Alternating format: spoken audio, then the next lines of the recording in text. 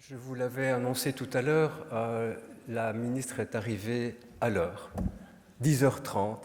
Et donc on a le plaisir de l'accueillir. Je crois c'est vraiment un grand plaisir qu'elle nous fait aujourd'hui d'être présente et de nous parler un peu de sa vision de la scolarité des élèves avec autisme. Voilà, bonjour à tous. Je suis arrivée effectivement au bon moment pour écouter le professeur Tremblay sur l'inclusion au Québec. Et c'est vrai que le thème de votre conférence aborde la place de l'autisme dans la société. Et même si l'éducation est un pan essentiel de notre société, le thème d'aujourd'hui dépasse bien sûr les portes de l'école, mais j'ai tenu vraiment à être présente, non seulement pour rappeler l'importance de la place de l'enseignement dans la société, mais aussi pour témoigner des liens que nous entretenons avec le SUSA. Le SUSA représente pour nous une référence sûre dans le monde de l'autisme. Dès que nous avons besoin d'un avis d'expert en la matière, nous avons l'assurance de pouvoir vous contacter pour débattre avec vous. Et vu le nombre important de questions à débattre, de solutions à trouver, nos contacts sont extrêmement réguliers.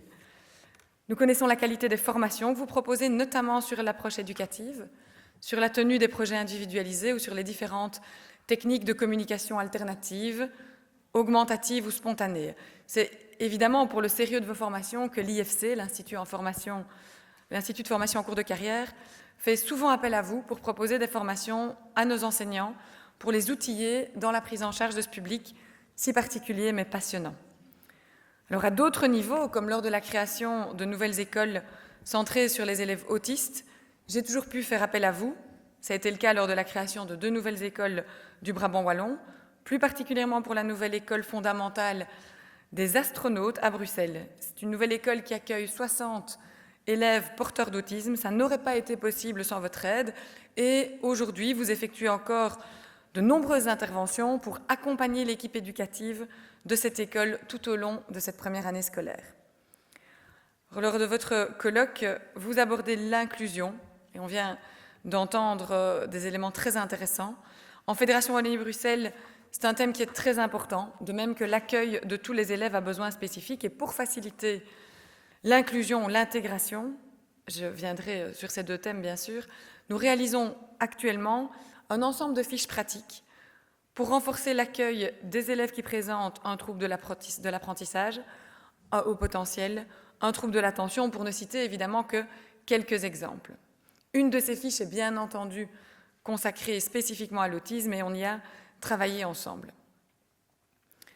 L'intérêt aussi de ces fiches, et je fais le lien avec ce qui vient d'être dit, c'est que ces fiches servent à tous et pas uniquement aux enfants à besoins spécifiques. Et leur utilisation en classe par l'enseignant va pouvoir finalement être utile à l'ensemble des élèves.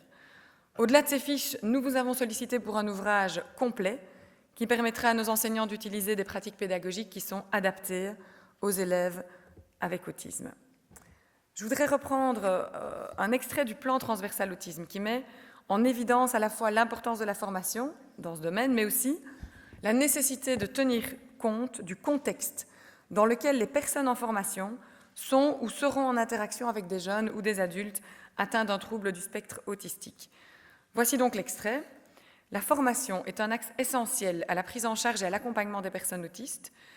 Il est primordial de comprendre les gestes qui risquent d'entraîner des modifications de comportement, voire des crises, de mieux appréhender les réactions des personnes autistes et de tenter de comprendre leur expression, surtout lorsqu'elles n'ont pas accès au langage verbal. La formation doit être accessible à la fois aux parents et aux proches, ainsi qu'aux professionnels, puéricultrices, enseignants, éducateurs, psychologues, psychomotriciens, logopèdes, assistants sociaux, et être adaptée à chacun de ces groupes cibles. Alors, si l'on peut trouver dans la littérature l'un ou l'autre ouvrage qui décrit les principes fondamentaux de l'approche éducative des personnes présentant un trouble du spectre autistique, il n'existe pas encore, à notre connaissance, en Fédération Wallonie-Bruxelles, de publications pouvant guider les professionnels dans une démarche concrète d'organisation de classe.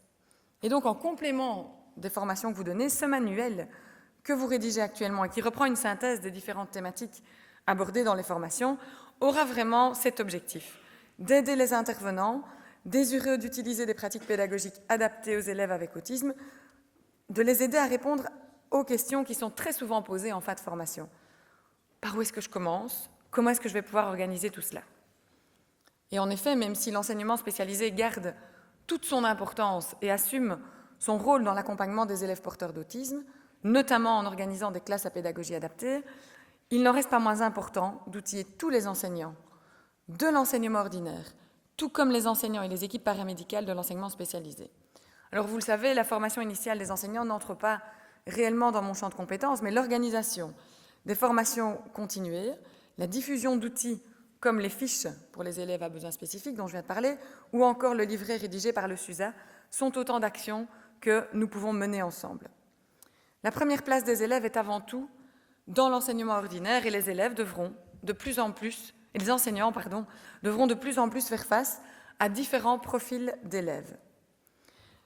Ils devront donc être équipés pour réaliser les premières observations en classe, savoir comment réagir et mieux encadrer nos élèves porteurs d'autisme. Ce n'est qu'après avoir tenté de mettre en place des aménagements raisonnables que la solution de l'enseignement spécialisé pourra être envisagée. Je fais ici également le parallèle avec ce qui était décrit à l'instant, à savoir quels moyens l'enseignant a-t-il pu mobiliser dans sa classe, quels outils, avant évidemment de réfléchir à des étapes supérieures. Et l'avis numéro 3 du pacte, qui vient d'être rendu, ne dit pas autre chose. Pour répondre aux besoins spécifiques des élèves dans l'ordinaire, dans la perspective de décloisonner et de recentrer l'enseignement spécialisé, il est prévu que toutes les écoles se dotent d'une stratégie spécifique dans le cadre de leur plan de pilotage à partir de 2019. Une stratégie spécifique pour l'accompagnement des élèves à besoins spécifiques. Le développement des aménagements raisonnables qui permettront d'améliorer l'inclusion dans l'enseignement ordinaire sera soutenu avec des moyens complémentaires dès 2019 également. Ça peut paraître loin pour certains, mais vous le savez sans doute, le Pacte pour un enseignement d'excellence prévoit un calendrier avec des investissements budgétaires qui sont phasés pour justement être soutenables. Les moyens complémentaires, évidemment, arriveront en lien avec l'augmentation progressive du nombre d'enfants à besoins spécifiques qui seront scolarisés dans l'ordinaire. Ce décloisonnement du spécialisé repose sur différents axes d'action, dont notamment la réforme du mécanisme d'intégration.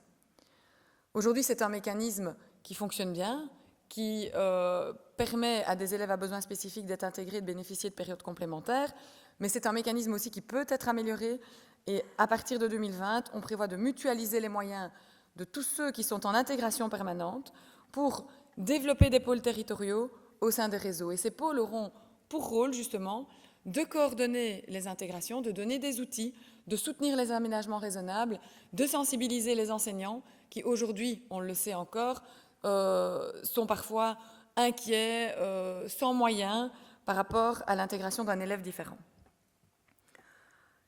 Vous l'avez entendu, les travaux du pacte s'intéressent de près à la question de l'inclusion et proposent de nouvelles réalisations à moyen terme. Ça, c'est dans le pacte. Mais sans attendre ces délais, cette année scolaire, nous avons un autre projet commun avec le SUSA. C'est un projet qui me tient particulièrement à cœur. C'est la création de nouvelles classes inclusives, des classes de l'enseignement spécialisé qui fonctionneront au sein de l'enseignement ordinaire. On est très heureux de compter, évidemment, le SUSA dans le comité de suivi de ce projet. Il va débuter par la création de 8 nouvelles implantations, et les premiers échos qui nous viennent des réunions de préparation du projet laissent vraiment penser que cette nouvelle offre d'enseignement répond à une réelle demande du terrain. Aujourd'hui, il y a 2 classes de ce type qui existent en Fédération Wallonie-Bruxelles, une à Banneux, une à Marchienne-au-Pont. La deuxième est très récente, et évidemment, les évaluations de ces projets vont nous aider dans l'implémentation de ces 8 nouvelles classes pour l'année prochaine. Il nous paraît en effet intéressant que l'idée de se faire se côtoyer sur un même lieu des élèves qui relèvent de l'ordinaire et d'autres qui relèvent du spécialisé, le tout en partageant des moments communs, certaines activités communes, séduit de plus en plus de partenaires. Les écoles, avec évidemment les directeurs, les pouvoirs organisateurs, et même aussi des associations qui gravitent autour des écoles qui, aujourd'hui, se sont déjà portées candidates. Les premiers projets nous montrent que, oui, l'idée est séduisante, évidemment, mais que leur mise en action pose de nombreuses questions. Il faut d'abord aborder les aspects pédagogiques relatifs à l'inclusion, mais aussi la question pratique de savoir comment répondre aux nécessités ressenties sur le terrain, tout en restant dans le cadre légal, pour éviter le parcours du combattant aux parents, mais aussi aux professionnels qui souhaitent participer à une meilleure inclusion des élèves à besoins spécifiques, il faudra trouver l'adéquation nécessaire entre la volonté d'améliorer le dialogue entre les deux types d'enseignement et le cadre décrétal qui est le nôtre aujourd'hui. Évidemment, un cadre décrétal peut se changer et c'est à ça que vont aussi servir ces expériences, c'est à voir quelles sont les limites du cadre aujourd'hui et comment on peut les ouvrir. Ces expériences donc, mettent en évidence donc, des difficultés et quand elles seront solutionnées, nous pourrons alors modifier ce qui est nécessaire dans le cadre légal. Je pense que ce qui est vraiment intéressant dans ces projets qui sont en cours, c'est évidemment que c'est une réponse parmi d'autres. Ce n'est pas la seule et unique réponse, mais c'est surtout que le lien entre les enseignants du spécialisé et de l'ordinaire se renforce.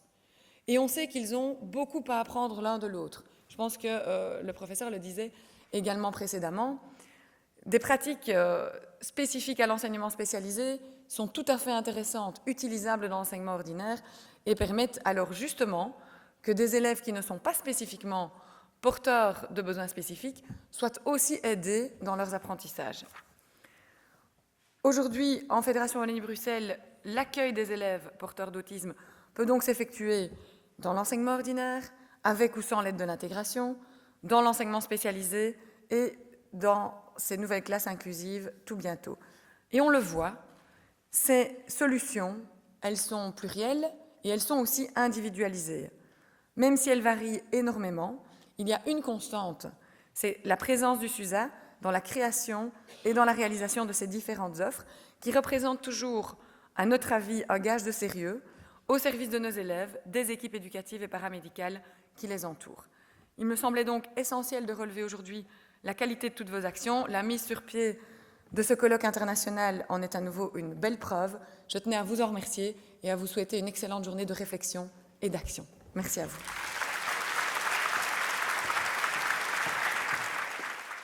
Merci beaucoup, Madame la Ministre, de nous avoir fait part de vos intentions, de projets, notamment dans le cadre du Pacte pour un enseignement d'excellence. Je pense que l'on y reviendra encore pendant de nombreux mois et de nombreuses années.